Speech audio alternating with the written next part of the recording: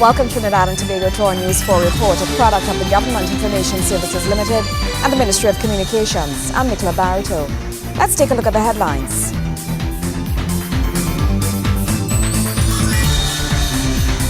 Twelve new 15-seater vehicles handed over to the Ministry of Health in an effort to boost the fight against the Aedes aegypti mosquito. Social Development Minister reveals plans to construct additional community centers at various parts of the country. An Olympic medal success finally following a fantastic race by young Lalonde Gordon in the men's 400 meters.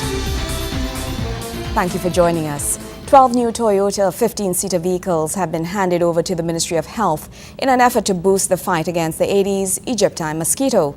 Speaking at the handing over function of the vehicles at the Vehicle Management Corporation of Trinidad and Tobago Vimcot compound, Health Minister Dr. The Honorable Fuad Khan said it's part of year-long dengue prevention programs.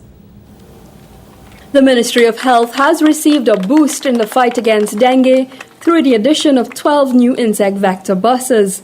The new buses were handed over to the ministry from the Vehicle Maintenance Corporation, Vimcot. Health Minister Dr. Fuad Khan, in receiving the vehicles, says it will become part of the ministry's year-long dengue prevention program. These 12 new insect vector control vehicles being handed over today are 15-seater minibuses, and they will benefit Trinidad and Tobago by allowing the ministry to respond to the increased number of requests from the public for house inspections and spraying exercises. The buses will significantly strengthen the existing fleet of insect vector control vehicles, which will increase from approximately 61 to now 73 vehicles. And they will be deployed to the insect vector control offices within various counties nationwide. He adds that the ministry was currently considering aerial spraying in the fight against dengue, which is spread by the Aedes aegypti mosquito. Particular emphasis will continue to be placed on the treatment and spraying in communities where there have been any clusters of dengue cases and if there's a high infestation of the Aedes aegypti. The ministry is assessing the possibility of introducing aerial spraying using chemicals that will be targeting the mosquito population but will not be harmful to the other species of our flora and fauna and otherwise will be environmentally safe.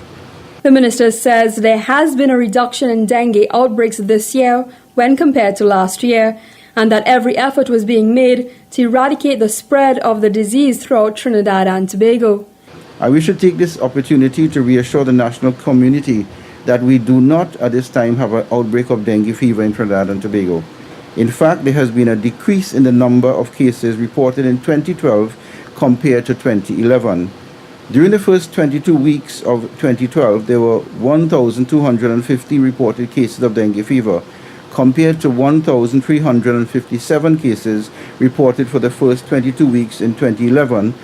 That is a decrease of 10%. Dengue fever can spread from person to person by the bite of an infected Aedes aegypti mosquito.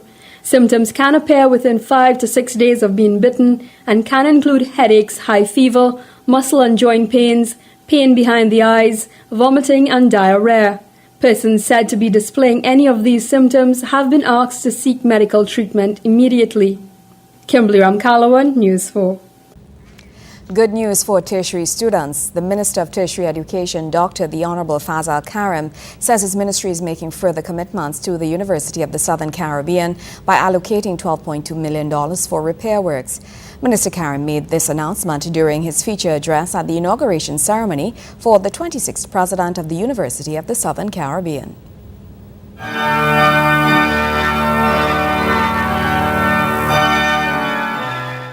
The minister says the Ministry of Tertiary and Skills Training is pleased to have University of Southern Caribbean as a valued partner of the educational landscape and supports students to attend their university through the government's assistance for tuition expenses, the GATE program. We have not only expanded the GATE program in terms of the program offerings. For the first time in the history of this country, GATE has been extended to include technical and vocational education and training. He adds that his ministry will also be providing capital funding for the construction of 2 halls of residence on the campus and expects that approximately 450 students will be occupying these facilities by January 2014. More recently, on the aftermath of the university's unfortunate fire, which destroyed the main auditorium, Minister Karim says the ministry is committing $12.2 million to assist with repairs. I'm happy to announce this morning that the first payment of $2.5 million was handed over to the university this week.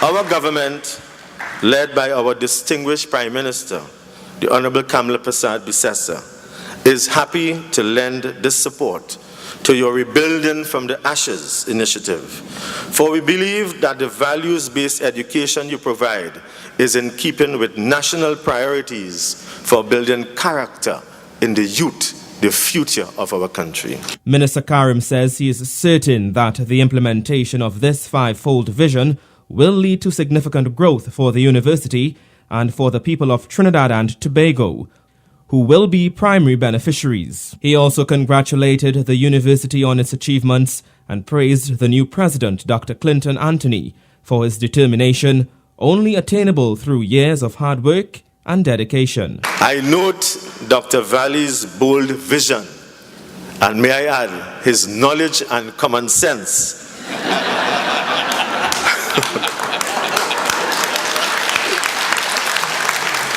For the university, built on 5 strategic developmental pillars: character, curriculum, campus, community, and capacity. Joseph Lopez, News 4. News 4 continues after the break. Stay with us.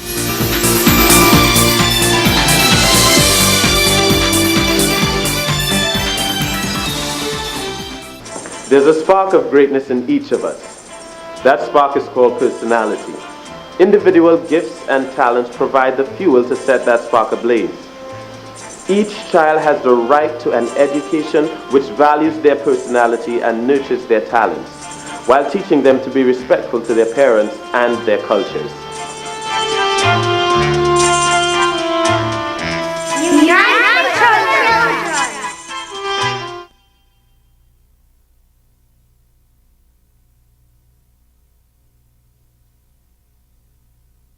We are reporting from communities across the country. People are calling Nalis Libraries their library. Tell me, why is Nalis your library? My library is where I can have fun learning. My library is helping me earn better grades with online research resources. My library is my gateway to the world of information. My library is providing access to the differently abled. As a visually impaired person, I can envision limitless possibilities. My library is making my world truly worldwide with free internet access. My library is helping me keep an eye on my health with access to the virtual health library via the Nalis website. Nalis is my library.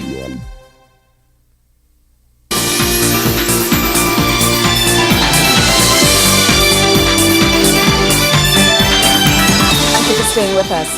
Government ministries teamed up with several organizations and came together under the umbrella of the Ministry of Social Development to address the various concerns of community members who were given the opportunity to speak out during the Direct Impact Walkabout in Pepper Village and Grand Couva over the weekend. Social Development Minister Dr. the Honorable Glenn Ramadan Singh revealed plans to construct additional community centers at various parts of the country. We'll do development work through the sports company, self-help and local government, to the Pepper Village Recreation Ground, the Grand Couva Recreation Ground, the Garden Village Mayo Road, Warsaw Street.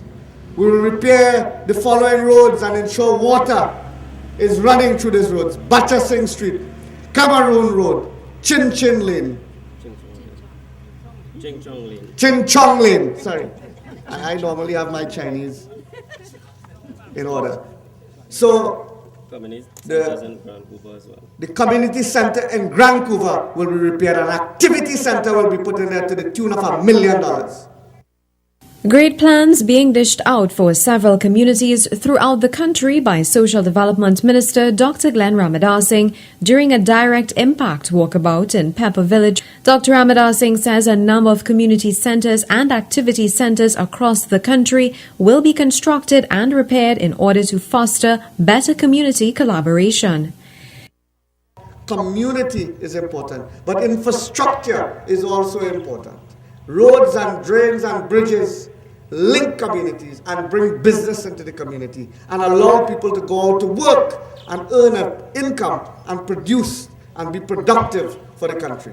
And therefore I am pleased to announce, with the support of my neighboring MP for Tabakit, Dr. Suraj Ratan Rambachan, the Minister of Local Government, that we will repair and rebuild in a very short space of time, within the coming months, the Pepper Village Community Center. The minister notes that the aim of government is not just to make certain services available to citizens, but to make the necessary information on how to access assistance more available to them. He says the Direct Impact Program is just one initiative designed to bring relief to citizens. We are very, very happy to bring all the services of government to you in Pepper Village. This has never happened in the history of politics or government in Trinidad and Tobago, where you have a representative from the Land Settlement Agency, you have a representative from NGOs, you have a representative from the CPEP, from the URP, from the WASA, from the CELFEL, from the Ministry of Local Government, from the Ministry of the People and Social Development, Ministry of Local Government, through its agencies, RUDICAT, and other state agencies are here to see what they can do about your problem. Dr. Ramadasing says remote areas have been underdeveloped. However, he assures that government remains committed to ensuring that persons in those areas no longer remain ignored. Under the governance of our Prime Minister, the Honorable Kamla Persad-Bissessar, she believes in equity. She believes in treating all equally.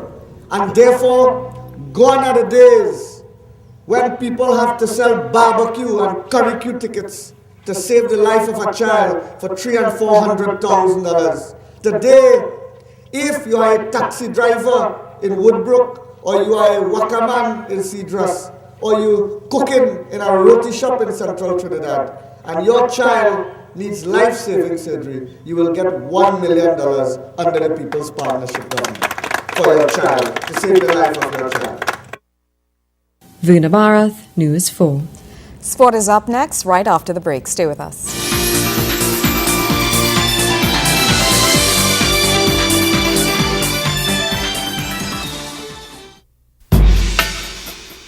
Honoring and respecting the elderly begins with you and me. And in the event of a disaster, your support before, during, and after will be critical to their well-being. Build a support team where each member will have a specific task. Your team must include someone who is within easy reach of the elderly person. Make an evacuation plan and practice your plan. Stock up on special caregiving items such as incontinence items, cleaning and sanitizing supplies. Have on hand a minimum of 2 weeks supply of all essential medications. In the event of a disaster, accessing medication may become difficult. Keep testing and insulin supplies that do not require refrigeration for diabetics. Secure all medical supplies in a clean, waterproof, easy-to-carry container. Keep a list of medication, caregiving instruction, doctors' names, and contact information. In case an elderly person is relocated to a shelter, this information is vital to their continued care. Dehydration is a serious health problem for older adults. Store at least 1 gallon per person per day. Store at least 3 days' worth. Consider special dietary needs when stocking up on food supplies. Safeguard important documents and provide an ID bracelet or necklace to persons with special needs, such as persons with Alzheimer's disease. Remember, disaster readiness and preparedness begins with you and me. A message from the Ministry of National Security, Office of Disaster Preparedness and Management.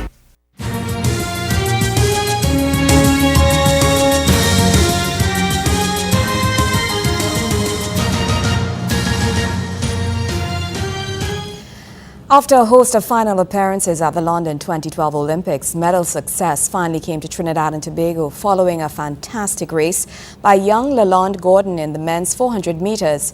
The 21-year-old produced a personal best of 44.52 to come in third behind Lugualin Santos of the Dominican Republic, who took second, and the winner, Kirani James of Grenada. The 19-year-old gold medalist clocked 43.94 seconds to add the Olympic title to his World Championship triumph. Trinidad and Tobago had 3 athletes in medal contention in what was a major day at London 2012, as all athletes continued to impress by making the finals of various events, but no medals until Lalonde Gordon's bronze. First up was cyclist Josein Philip in the men's sprint semi-final. He was defeated by Jason Kenny of the host nation in consecutive races in their best out of 3 rides, but Philip still had a chance at medaling and faced Australian Shane Perkins for the bronze. The 21-year-old was also defeated in that ride-off in consecutive races and had to settle for 4th place. The best ever finish, though, by a Trinidad and Tobago cyclist at the Games. The event was eventually won by Kenny of Great Britain. 20-year-old Jehu Gordon was up next in the finals of the men's 400-meter hurdles. He also finished out of the medals as Felix Sanchez of the Dominican Republic took the gold in a season best of 47.63 seconds. Our attention now turns to the relays, and we can look forward to cheering on sprinters Simoy Hackett and Kai Selvon, who both qualified for the women's 200-meter semi-final. Still with sport, W Connection FC and Caledonia AIA got off to less than an auspicious start to their CONCACAF Champions League campaigns. More so in the case of Caledonia, who suffered a 3-1 loss away to the Seattle Sounders. The Washington Press spoke to head coach Jerry Moe about the early setback in such a tight competition, and here's what he had to say in this Wayne Cunningham report. With only one team qualifying from a 3-team group, Caledonia AIA's early loss to the Seattle Sounders in the CONCACAF Champions League is a major blow to their quarterfinal aspirations. Coach Jerry Moe has some adjustments to make before the team's next encounter, which will be at home to CD Marathon of Honduras, and he alluded to those changes at the post-match press conference in Washington. Basically, similar to what we did in the second half. We got to beat them higher up the pitch. I thought in the first half we were defending too deep, and that gave them a confidence to put the ball long and pass it around. But in the next game, we're going to meet them higher up the pitch. We knew a lot about the Stormers. We know coming into it would not have been an easy game. So it really wasn't a surprise. So we know at this level there's no easy game. And the Seattle Stormers, they're a team that's very good in cup tournaments. That's why they won the Lamahad Cup about 2 years on a run in the finals this year. So we knew that when it come to cup tournaments, they're a very good team on that. Moe believes they are still in with a chance of qualifying for the quarterfinals, and he's looking forward to the return leg. Yeah, I think even though we lost tonight, mathematically we got 3 games more. And as I said, even though we lost tonight, I think lesson was learned. And once we learn from the lesson and we go back to the training pitch, we could try and win the next 3 games and still have a chance to qualify for the final rounds. How pleased are you to keep the Sounders off the scoreboard in the second half? I was pleased about that because we wanted to find small victories. Being down 3-0 at halftime really is difficult to motivate the guys. And we wanted to get some small victories. So that one of the things was to try to win the second half, or at least draw the second half. So in terms of not giving up a goal, I was pleased about that. But we still got some things to work on. Not because we drew the second, we won the second half, meaning that we did everything correct. Caledonia will get a second chance at the Sounders on August 30th. But before that, the Pro League squad will face CD Marathon on the 22nd. Both games will be at the Manny Ramjohn Stadium in Marabella. Wayne Cunningham, News 4 Sports. When we come back, Litscapes and Landscapes. Stay with us.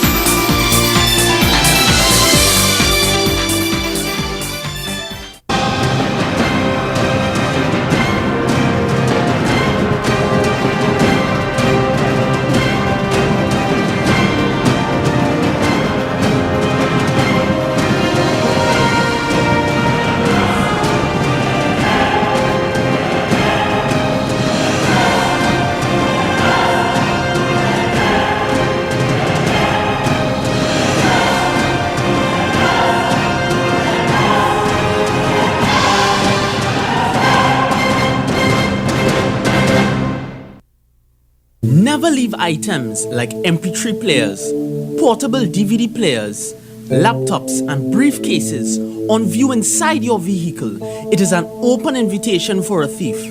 Don't leave them on show. If you cannot take them with you, place them in the trunk of your car. Remember, crime prevention is everyone's business. A message from the Trinidad and Tobago Police Service.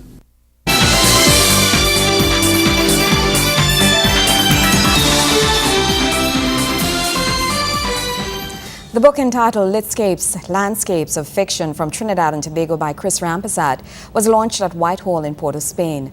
The book, which maps the living experiences of the most famous characters in fiction from Trinidad and Tobago, was described by Planning Minister Senator Dr. The Honorable Bo Tiwari as a true inspiration of Trinidad and Tobago and a great addition to this country's collection of literature. This book derives out of the literature of Trinidad and Tobago and the inspiration that our land, our people, our culture, and our heritage have provided to our writers.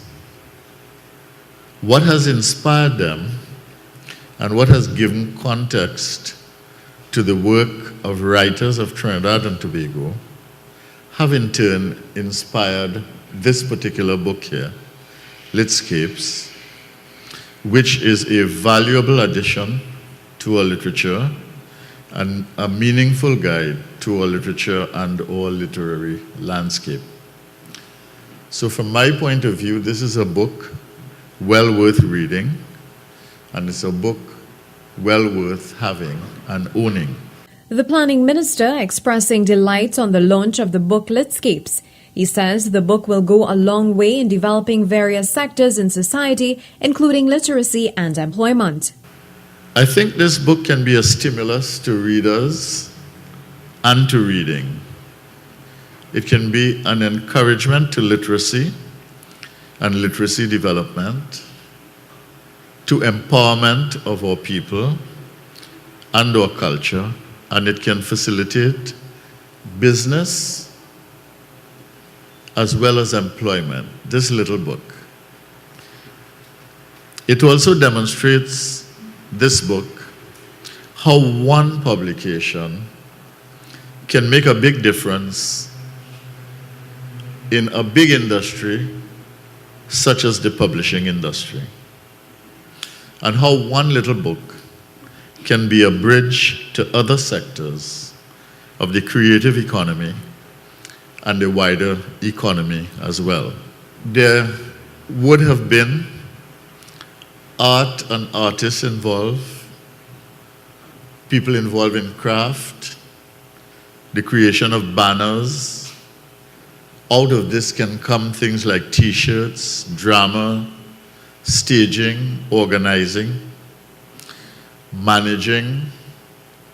You have light and sound and cameras. You had music, you listened to this.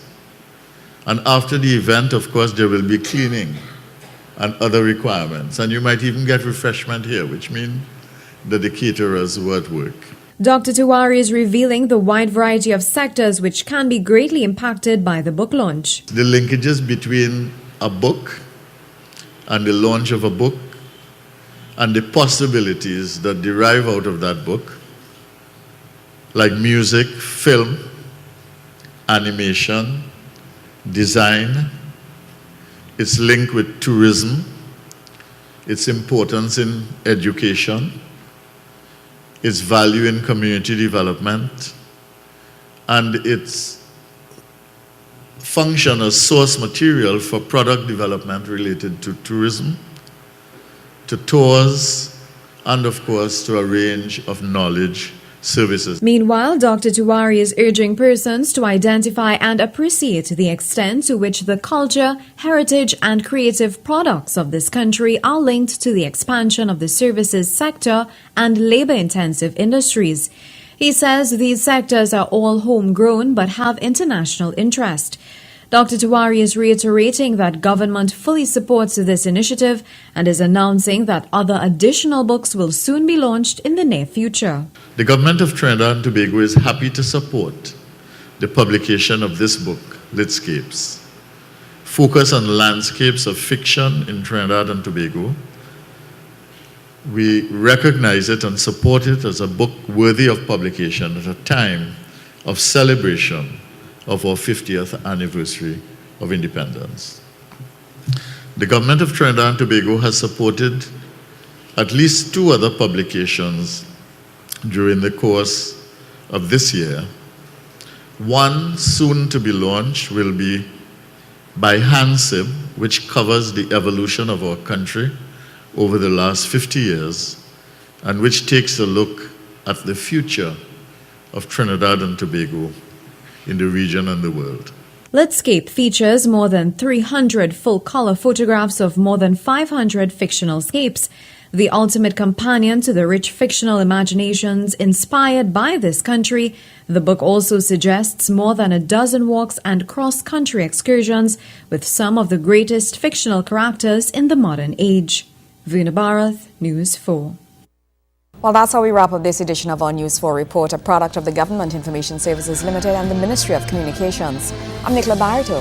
Thank you for joining us.